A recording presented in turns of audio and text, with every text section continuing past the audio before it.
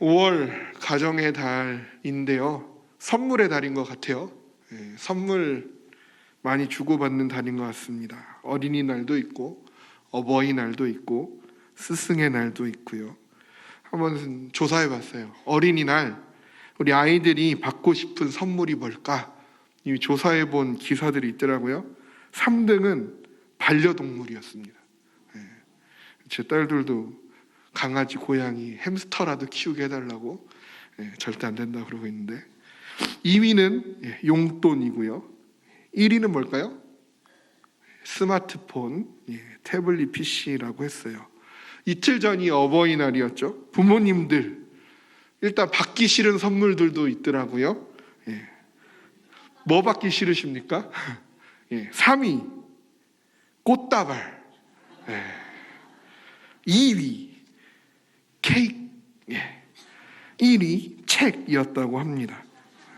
그래서 저도 아버지 어머니께 꽃과 케이크를 드리지 않았어요. 참 잘했다 생각이 드는데, 반대로 받고 싶은 선물은요, 3위 가방과 시계, 2위 온 가족이 함께하는 해외여행, 국내 여행 아니고 해외여행입니다.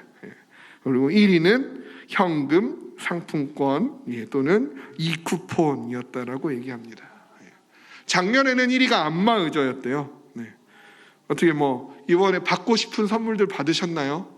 이 순위에 있는 거 받으신 분도 있으실지 모르겠습니다.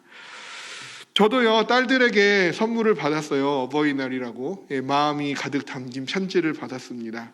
저희 딸들이 커서 아빠 엄마를 위해서 2층짜리 집을 지어주겠다고 약속을 해놨는데, 그 선물을 받을 때까지 몇 통의 편지를 더 받아야 될지는 모르겠지만 어쨌든 선물로 편지를 받았습니다. 물가는 상승하고 있고 경제적인 어려움은 커지고 있고 가정의 달 이 선물 지출에 대한 부담도 점점 높아지고 있는데, 마음이 담긴 선물이라면 사실 가격이 어떠하든지 간에, 그 봉투에 현금이 얼마가 담겼든지 간에 그 마음이 담겨 있다면 그것이 기쁨이 되고 위로가 되는 것 같습니다.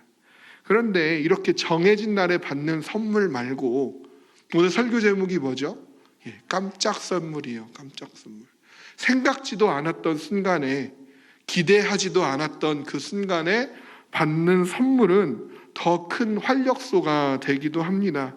그런 선물들이 참 삶의 위로가 되기도 하고 힘이 되기도 하고 웃음을 짓게 해주는 것을 우리는 다 경험한 바가 있을 것인데요. 아마 이럴 때 더 그런 깜짝 선물들이 그 위력을 발휘하지 않을까 싶은데요. 이럴 때입니다.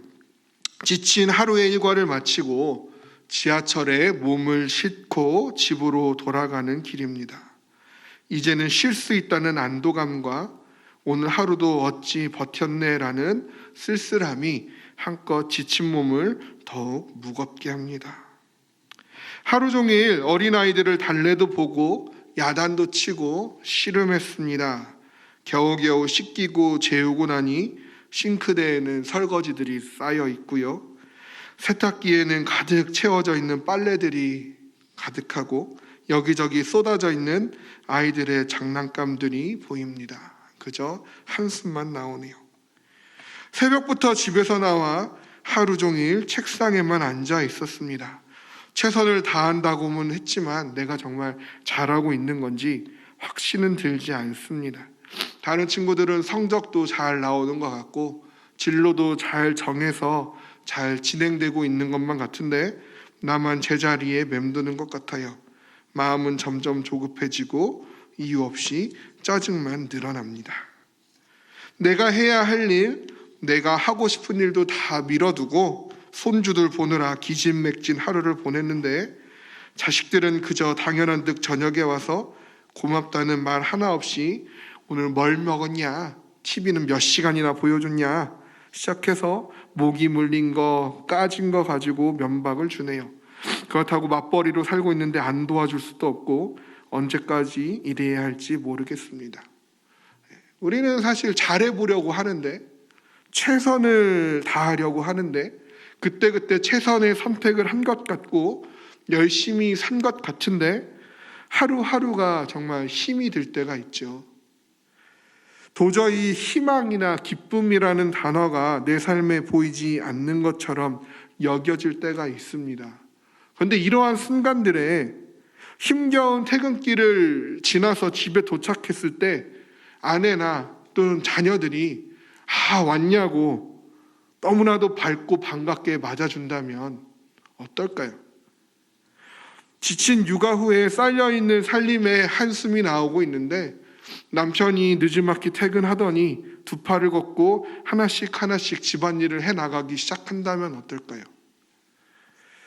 진로에 대한, 학업에 대한 불안함과 조급함으로 개운하지 못한 마음을 가지고 방에 들어왔는데 수고했다고, 잘하고 있다고 격려의 쪽지와 함께 맛있는 간식이 올려져 있다면 그 아이의 마음은 어떨까요?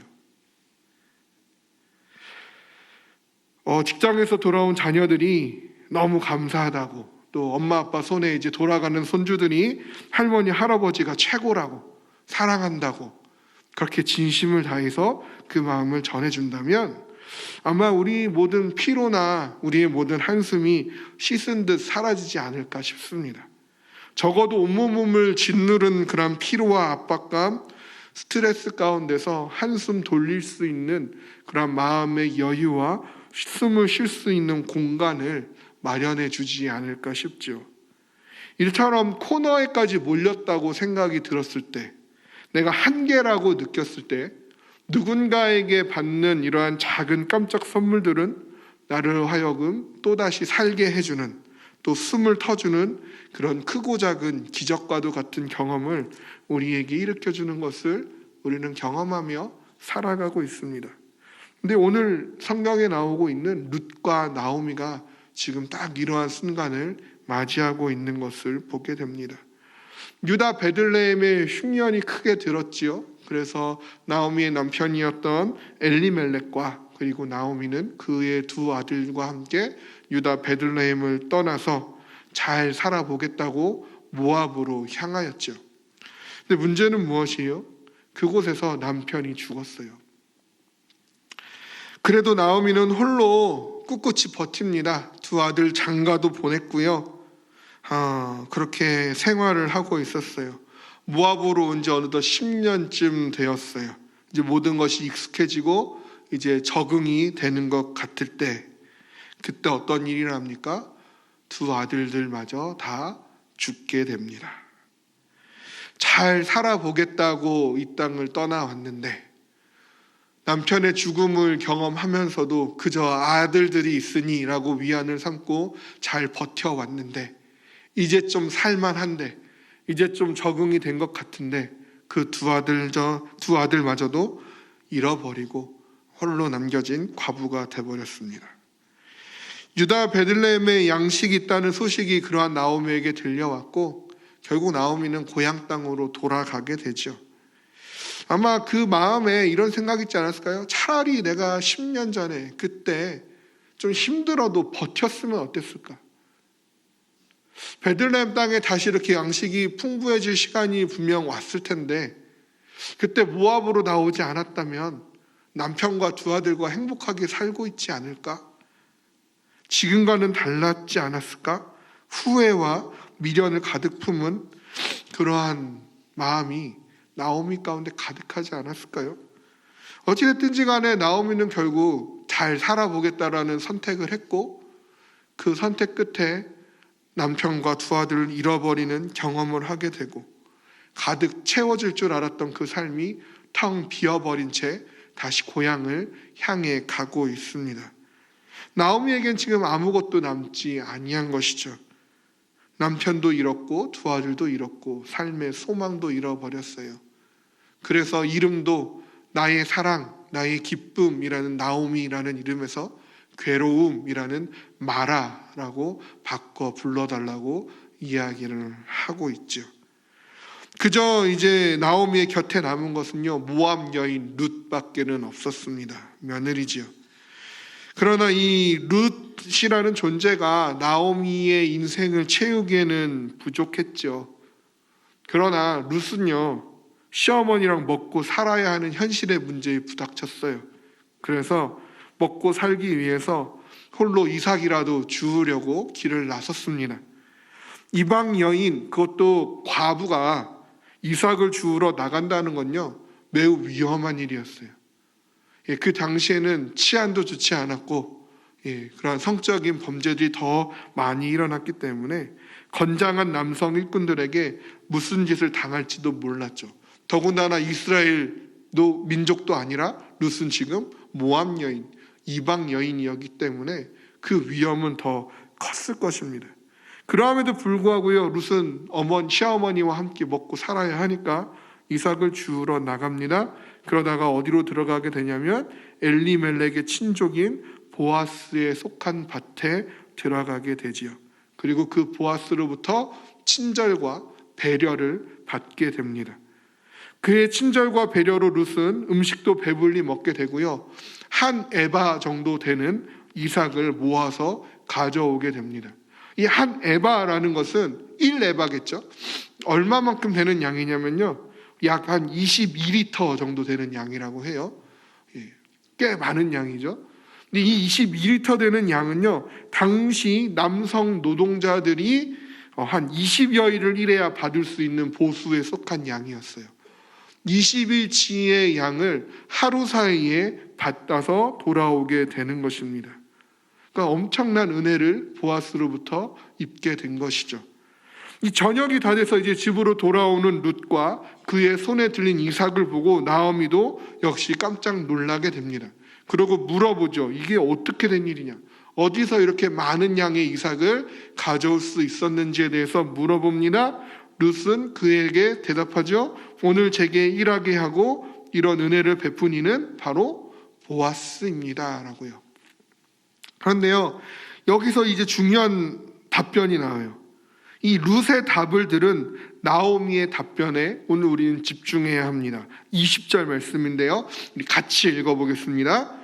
그가 여호와로부터 복받기를 원하노라. 그가 살아있는 자와 죽은 자에게 은혜 베풀기를 그치지 아니하도다 하고, 나오미가 또 그에게 이르되 그 사람은 우리와 가까우니 우리 기업을 물을 자 중에 하나이니라. 아멘. 그가 여호와로부터 복받기를 원하노라. 그가 살아있는 자와 죽은 자에게 은혜 베풀기를 그치지 아니하도다. 그래서 우리가 생각해 봐야 할 것이 있어요.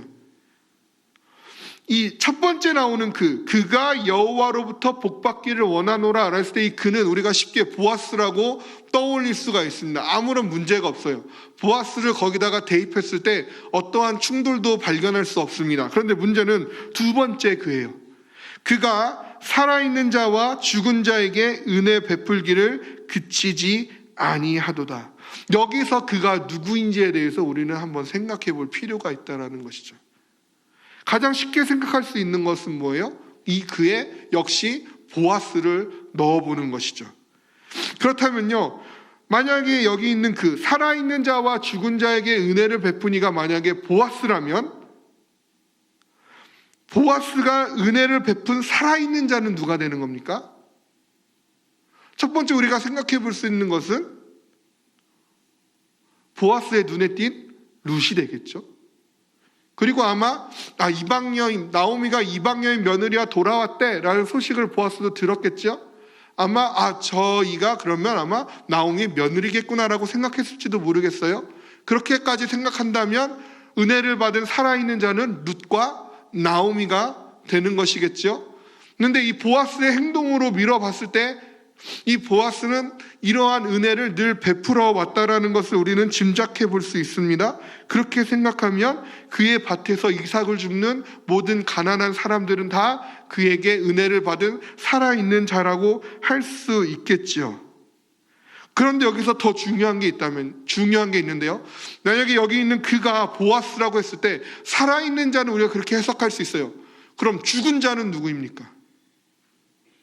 보아스가 죽어있는 자에게까지 은혜를 베풀 수 있다는 말일까? 지금 살아있는 보아스잖아요. 살아있는 보아스가 죽은 자에게 어떠한 방식으로 도대체 은혜를 베풀 수 있는 것인가? 은혜를 베풀 수 있는 것이 가능한 것인가? 라는 질문을 우리는 해볼 수 있을 것입니다. 이런 문제들로 인해서 만약에 살아있는 보아스가 죽은 자에게 은혜를 베풀 수 없기 때문에 보아스가 아니다라고 얘기한다면 살아있는 자와 죽은 자에게 은혜를 베풀고 있는 그는 과연 누가 되는 것일까요? 여기서 우리가 두 번째로 쉽게 떠올릴 수 있는 것은 하나님이죠. 하나님일까? 하나님이라면 살아있는 자는 누구일까요? 이삭을 받은 룻과 나오미입니까? 이삭을 준 보아스입니까? 아니면 양식을 베풀어 준 유다 땅에 있는 모든 사람들입니까? 그렇다면 죽은 자는 누구를 가리키는 겁니까? 천국에 있는 모든 하나님의 백성들일까요? 아니면 죽어버린 나오미의 남편 엘리멜렉과 두 아들일까요? 그리고 또 다른 질문은 하나님은 죽은 자들에게도 은혜를 베푸실까요? 살아있는 우리들에게 하나님의 은혜가 필요한 건 알겠는데 죽어버린 자들에게도, 이미 죽은 자들에게도 하나님의 은혜가 필요합니까?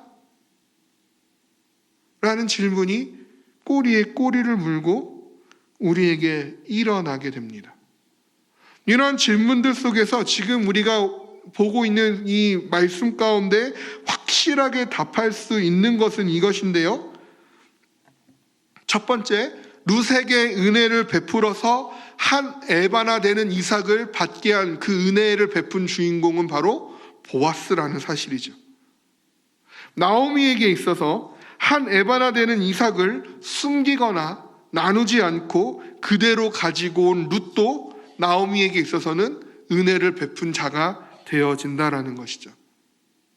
두 번째로, 룻이 보아스의 밭에 들어가도록 하고 하필이면 그 보아스의 눈에 룻이 보이도록 하신 것은 누구입니까? 하나님이세요. 룻이 나오미를 왜 따라 나왔어요? 나오미를 따라 나오면서 뭐라고 고백합니까? 어머니 하나님이 나의 하나님이 되기를 원합니다.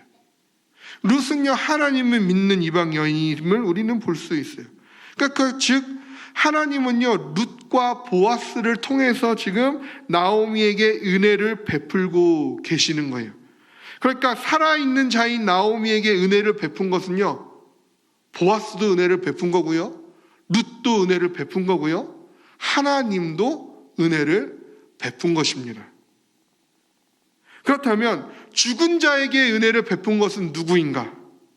그 전에 이 죽은 자라는 것은요, 이 말씀에서는요, 지금 엘리멜렉과 두 아들을 의미합니다. 남편인 엘리멜렉과 두 아들에게 은혜가 베풀어졌다는 거예요. 어떤 은혜냐면요, 지금 어떤 문제가 생겼어요? 그들이 죽었기 때문에 이 가문의 후사가 끊겨 있는 상태예요. 그런데 이 후사가 끊겨 있는 이 상태, 더 이상 후사를 잊지 못할 이 저주받은 상태에서 희망이 보이기 시작한다라는 거죠. 누구를 통해서요? 룻과 보아스, 이 둘의 만남을 통해서 후사가 이어질 가능성이 생기는 거예요. 만약에 이 룻과 보아스를 통해서 후사가 이어진다면 누구의 명예가 다시 세워지는 것이냐면 보아스의 명예가 올라가는 게 아니라 후사를 잊지 못해서 실추돼 버린 자신의 남편인 그 엘리멜렉과 두 아들의 명예가 다시 회복되게 되는 것입니다. 아, 저 가문이 하나님께 버림받은 가문이 아니구나. 하나님께서 그 보아스를 통해서 저 가문의 대를 잇게 하셨구나. 저 가문이 하나님께 잊혀진 가문이 버림받은 가문이 아니구나. 라고 그 두 아들과 그 남편의 명예가 회복되는 거예요. 그래서 이 눈으로 보기에 지금 이 죽은 자들에게 은혜를 끼치게 하는 것은 룻과 보아스죠. 그들의 만남이 있었기 때문에 이러한 가능성이 열리는 거예요. 그런데 그 둘을 만나게 하시고 앞으로 펼쳐질 그 이야기 가운데서 이 문제를 해결해 가시는 주된 주체는 눈에 보이지 않는 하나님이라는 사실입니다. 그래서 살아있는 자와 죽은 자에게 은혜를 베푼 이 그에는요, 눈에 보이는 룻과 보아스도 포함이 될 수 있고, 그보다 더 궁극적으로 눈에 보이지는 아니하시지만 지금 직접적으로 이 말씀 가운데 하나님이 역사하셨다라는 사실이 기록되어 있지는 않지만 이 모든 일들을 이루어 가시는 하나님이라는 사실입니다. 하나님은요, 그렇게 은혜를 이어가세요. 사람에게 받은 은혜는 그 사람에게부터 시작된 것이 아니라 하나님께로부터 시작된 은혜인 줄로 믿으시길 바랍니다. 사람의 은혜도 하나님의 은혜로부터 시작되는 것이죠. 텅 비어버린 나오미의 인생이고 먹을 것조차 구하기 힘에 겨운 나오미였지만 후사를 이을 수 없기에 저주받은 여자라고, 모압 땅, 이방 땅으로 남편 두 아들 데리고 가더니 다 죽여버리고 지 혼자 살아 돌아왔다고, 뻔뻔하다고. 얼마나 많은 뒷소문들이 따라다녔을까요? 저주받았다고. 얼마나 많은 손가락질을 받아야만 했을까요? 어떠한 소망도 희망도 보이지 않는 그녀의 인생에 한 줄기 빛을 비추는, 기대해보지 못했던 그 은혜가 지금 나오미에게 채워지고 있는 것이죠. 그런데 그 소망과 기대가 생길 수 있는 이유는 보아스가 그냥 보아스가 아니기 때문이에요. 룻기에서 보아스를 소개할 때 항상 따라 나오는 소개는 무엇입니까? 기업 물을 자라는 사실이죠. 그럼 도대체 기업 물을 자라는 것은 어떠한 의미를 가지고 있을까요? 기업 물을 자. 이 기업 물을 자라는 거, 재벌 2세를 뜻하는 것일까? 차세대 유망주를 뜻하는 것일까? 앞으로 잘 나갈 촉망받는 인물을 뜻하는 것일까? 이 기업 물을 자라는 것은요, 가장 가까운 친족으로서 어려움 당한 자를 구해줄 의무와 권리가 있는 사람을 뜻하는 말입니다.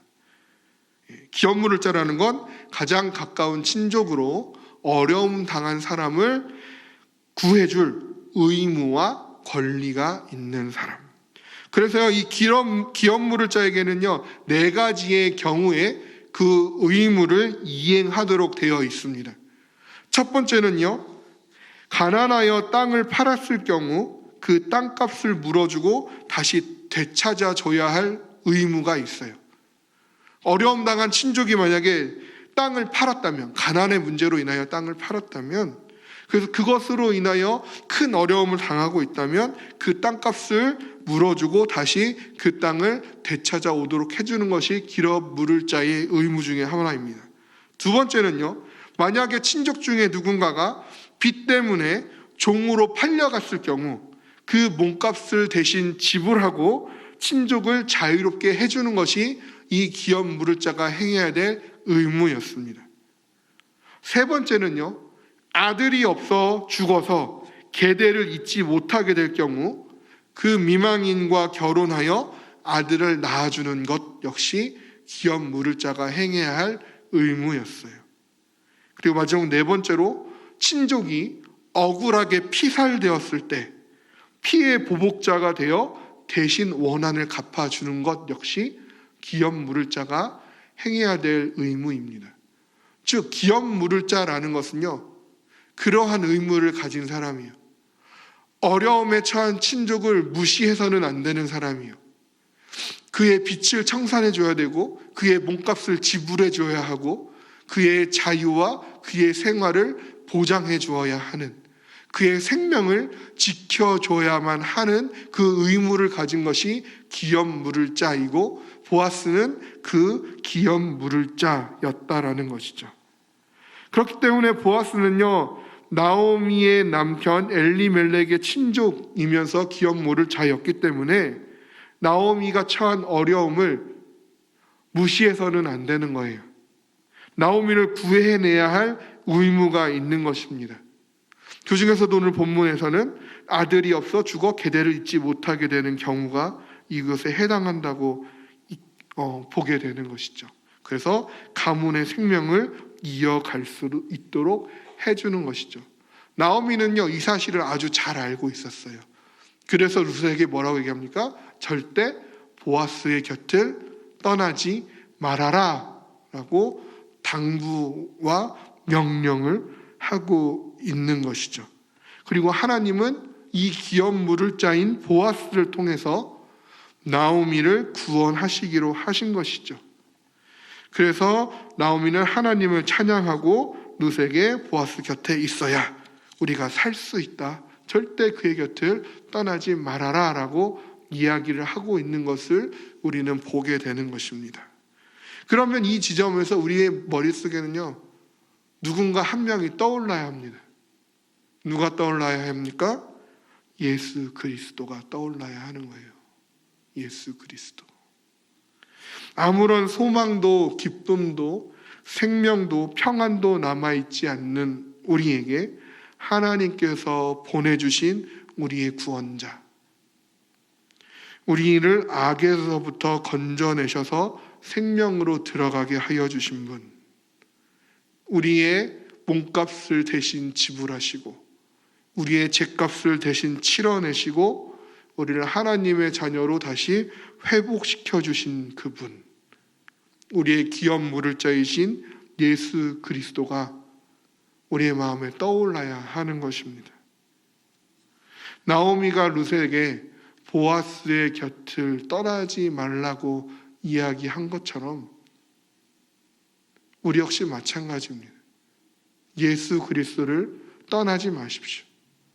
늘 예수 그리스도의 곁에 계시기를 원합니다. 늘 그와 함께 있기를 원합니다. 세상의 마지막 날의 추수가 마치기까지 다른 이의 밭을 기웃거리지 아니하시기를 원합니다. 예수 그리스도의 밭은 메말라 있는 것처럼 보이고 다른 곳의 밭은 음식이 소출이 풍성한 것 같이 보일지라도 예수 그리스도의 곁을 떠나지 아니하시기를 원합니다. 진짜 구원은 예수께 있고 진짜 생명은 예수 그리스도에게 있기 때문에 그러합니다. 늘 예수께만 머무르십시오. 룻이 보아스에게 머무르게 하심으로 나오미를 살리신 하나님께서 우리로 예수께 머무르게 하기 위해서 어떻게 하고 계실까요? 나오미를 살리기 위해서 룻을 붙여주셨고 또 보아스를 보내주셨죠. 우리를 살리기 위해서 첫 번째로 예수 그리스도를 보내주셨죠. 우리는 그 사실을 믿습니다. 그러나 때때로 많은 유혹과 많은 어려움 속에서 우리는 믿음이 약해질 때가 있어요. 흔들릴 때가 있어요. 기도가 안 될 때가 있어요. 예배 나오기가 너무나 힘이 들 때가 있어요. 그럴 때마다 하나님은 우리를 어떻게 붙잡아 주실까요? 나오미를 살리기 위해 누군가를 보내신, 룻과 보아스를 보내신 하나님께서 우리를 계속해서 살리시기 위해 예수 그리스도와 만나게 하기 위해 우리에게도 누군가를 보내주신다라는 사실입니다. 한번 떠올려 보십시오. 내가 처음 예수님을 믿게 된 때, 믿음 생활을 시작하신 지 얼마나 되신지 모르겠지만 오래 되셨겠죠. 여기 계신 분들은. 처음 내가 예수님을 어떻게 믿었는지, 내가 믿음이 가장 약하여졌을 때 내가 어떻게 그 믿음을 회복할 수 있었는지를 다시 한번 생각해 보시기를 원합니다. 그러면 반드시 발견하게 되는 것은 어떠한 계기가 있었고 그리고 그 계기를 가져다 준 누군가가 있었다라는 것을 우리는 발견하게 됩니다. 내가 힘들 때, 내가 지쳤을 때, 예수님을 잊었을 때, 내가 믿음이 연약하여졌을 때, 우리가 믿음을 회복하였을 그때에 반드시 누군가의 만남이 있었을 것이에요. 내가 알든 모르든 깨닫든 깨닫지 못하든 누군가가 나를 만나 주었고 나를 찾아 주었고 나의 이야기를 들어 주었고 나를 위해서 기도해 주었다라는 것입니다. 저도 그럴 때가 몇 번 있었어요. 제가 고등학생이었을 때 무엇 때문인게 제가 엄청 힘들었는데 뭐 때문에 힘들었는지는 잘 기억이 잘 안 나요. 근데 엄청 힘들었던 것은 기억이 나요. 너무너무 힘들어서 밤에 기도도 뭐 잘 안 나오죠. 그냥 생각만 했어요. 그때 이제 저희 교회에서 마커스를 이렇게 매주 목요일마다 하잖아요.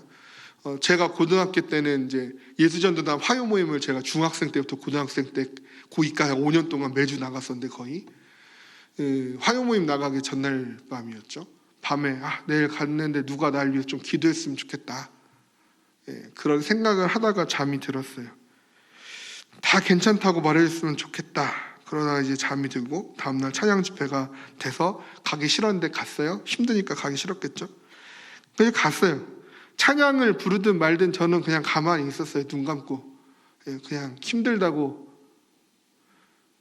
해서 그러면서 기도만 하고 있었습니다. 근데 얼마만에 시간이 지난지는 모르겠는데 갑자기 내 뒤에서 누군가가 내 어깨에 손을 얹고 기도해 주기 시작하더니 기도를 다 하신 후에 제 귓가에다가 이렇게 얘기해요. 형제님, 아무 걱정하지 마세요. 하나님이 다 하신대요. 그 말에 엉엉 울었습니다. 근데 그분이 누군지 아직도 몰라요. 누군지 모르겠어요. 남자분이었어요. 뒤를 돌아봤는데 뭐 없어요. 저를 기도해 줬다는 그 눈짓을 보내는 사람이. 다 각자 예배하기에 바빠요. 누군지 지금도 몰라요. 그런데 명확하게 저를 위해 기도해 주고 아무 걱정하지 말라고. 하나님이 다 하신다고. 그러고 휙 사라지셨습니다. 그 짧은 말에 저는 정말 큰 위로를 받았어요. 정말 큰 위로를 받고 다시 한번 믿음이 일으켜지는 그런 계기가 되었던 기억이 있습니다. 그리고 제가 고2 때 실크로드 2000이라는 그런 큰 선교 프로젝트가 있었어요. 실크로드를 따라서 우리가 이슬람 선교를 해야 된다. 그렇게 해서 예루살렘까지 가자. 그런 큰 여러 연합 선교 단체와 여러 교회들이 동참해서 엄청나게 큰 스케일로 그런 선교를 행했던 2000년을 맞이해서 그렇게 행했던 때가 있었어요. 근데 그 프로그램 중에 먼저 성인 단교 선교팀이 카자흐스탄으로 그렇게 단기 선교를 가게 되고 그 단기 선교가 마쳐지고 나서 청소년 한 100명 정도가 그 카자흐스탄에 가서 역시 단기 선교를 하는 그런 프로그램이었어요. 저는 그것에 훈련을 다 동참을 해서 훈련을 다 받았습니다. 선교 훈련에서 다 받았어요. 그런데 문제는 그 단기 선교 기간이 첫 번째로 교회 수련회와 겹쳐 있었다. 그리고 두 번째로 그 단기 선교를 가려면 당시에 150만 원 정도의 회비가 필요했는데 저에게는 그런 회비가 없었다라는 것이죠. 그런데 제가 교회에서 회장도 맡고 있고 나름 저도 그 중심에 잘 나갔었습니다. 고등부 회장도 하고 있었고 지금 찬양 제가 음친 걸 깨달아서 찬양가 점점 어려워지고 있지만 그때는 찬양팀 리더도 했었어요. 그러니까 수련회를 학생들이 주로 꾸려갔거든요. 프로그램도 학생 임원회가 다 만들어가고 회장도 하고 찬양팀 리더도 하고 있기 때문에 맡은 게 많았어요. 그래서 친구들한테 미안했죠. 그거를 다 안 하고 가면 누군가가 그거를 맡아서 해야 되니까. 그래서 돈도 없고 그래서 마음은 포기하고 있었어요. 그런데 갑자기 제 친구들이 그런 친구들이 아닌데 그날따라 저한테 기도하자고 그러더라고요. 지금까지도 연락하는데 저한테 기도하자고 얘기한 적이 그때 이후로 별로 없었던 것 같아요. 그날 희한하게 그 아이들이 저한테 기도하자고 얘기했고 정말 3시간을 기도했는데요 10분이 지나간 것처럼 기도했어요. 그리고 나서 결론적으로 그 친구들이 걱정하지 말고 너 갔다 오라고 다 허락을 해줬어요. 근데 이제 문제는 뭐예요? 돈이 없죠. 돈이 없어요.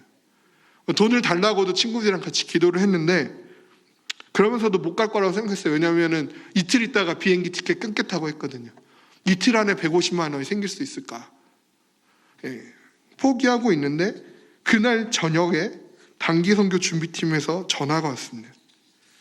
앞서 단기 선교를 가기로 했던 그 성인 단기 선교팀 중에 한 분이 사정상 못 가게 됐는데 그 회비를 돈이 없어서 못 가는 청소년 중에 한 명을 보내는데 써줬으면 좋겠다라고 기부를 하셨대요. 헌금을 하셨대요. 그래서 그 준비팀에서 누구를 이 돈으로 보낼까 기도하다가 저를 보내기로 결정을 했다고 전화가 왔어요. 그래서 고2 때 처음으로 카자흐스탄 단기 선교를 다녀왔어요. 그 이후로 제가 군대 2년과 고3 1년 빼고는 단기 선교를 매년 다녀왔습니다. 그리고 그 고2 때 단기 선교를 가서 내가 하나님의 사랑을 전하고 가르쳐야겠다라는 그 사명과 비전을 처음으로 받게 되었고 지금 이 자리에 이렇게 서 있는 거거든요. 그러니까 저를 위해 기도해 준 어떤 한 사람, 그리고 제 친구들, 그리고 저에게 돈을 지원해 주기로 한, 저에게 돈을 지원해 주기로 한 준비팀과 누군가에게 갈지도 모르겠지만 그 돈을 헌금해 주신 그 알지 못하는 어른 한 분, 그들의 헌신과 그들의 기도와 그들의 섬김과 배려를 통하여서 저는 지금 제 길을 발견하게 되었고 이 자리에 서서 하나님의 말씀을 전하고 있습니다. 눈에 보이기에는 제 친구들이, 그리고 알지 못하는 그 사람들이, 그분들이 행동했지요. 그렇지만 그들을 통해 은혜를 베풀어 주신 것은 하나님인 줄로 믿습니다. 바로 이게 나오미가 하고 있는 고백이에요. 그가 살아있는 자와 죽은 자에게 은혜 베풀기를 그치지 아니하도다.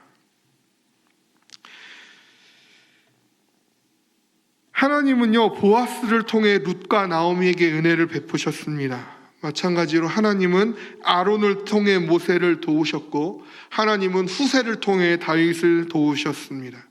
하나님은 바나바를 통해 바울을 세우셨고 하나님은 예수 그리스도를 통해 우리를 살리셨습니다. 그리고 하나님은 알지 못하는 수많은 순교자들의 피로 이 땅에 교회를 허락하셨고 하나님은 우리가 기억하든 기억하지 못하든 누군가의 입술을 통해 우리에게 예수 그리스도를 듣게 하셨고 믿게 하셨고 우리의 믿음이 약하여질 때마다 우리가 알든 모르든 우리를 위하여 기도하는 자들을 통하여 우리의 믿음을 늘 세워오셨습니다. 우리는 그렇게 그치지 아니하시는 하나님으로부터 누군가를 통해 은혜를 받은 자입니다. 그 은혜가 나를 위로했고 그 은혜가 나를 살렸고 그 은혜가 나로 숨쉬게 하였습니다. 그 은혜가 내 삶에 크고 작은 기적들로 다가왔고 하나님은 지금도 누군가를 통해서 내 삶의 은혜를 베풀기를 그치지 아니하시는 하나님인 줄로 믿습니다. 한번 옆에를 보시겠어요? 그 누군가가 옆에 앉아있네요. 고마워 얘기하세요. 고마워. 은혜를 끼쳐줘서 고마워.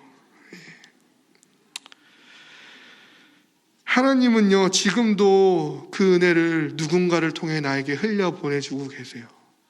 그와 동시에 하나님은요, 우리를 통해, 나를 통해 누군가에게 하나님의 은혜가 흘러가기를 원해 하십니다. 옆에 분들 보세요. 걱정하지 마.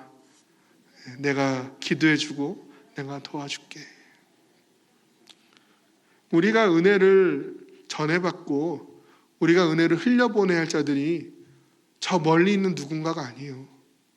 물론 저 멀리 있는 누군가에게도 해야겠죠. 땅끝까지 전해야겠죠. 근데 그 시작점은 온 유대와부터 시작하는 거예요. 내 가족부터, 내 이웃부터, 우리 교회에 있는 성도들부터 시작하는 거예요.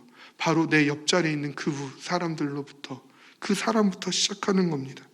그렇게 내가 받은 은혜를 그대로 전하여 줄 수 있는, 누군가를 통해서 받은 하나님의 은혜를 또 나를 통해서 누군가가 전하여 받을 수 있도록, 누군가를 통해 받은 하나님의 위로를 나를 통해 또 누군가가 경험할 수 있도록, 그 은혜의 흐름이, 그 위로의 흐름이, 그 능력의 흐름이, 그 생명의 복음의 흐름이 멈춰지지 아니하도록 누군가의 삶을 살리고 위로하고 숨쉬게 하는 그러한 하나님이 베푸시는 깜짝 선물의 전달자가 되는 그러한 우리가 되어지기를 주님의 이름으로 소망합니다.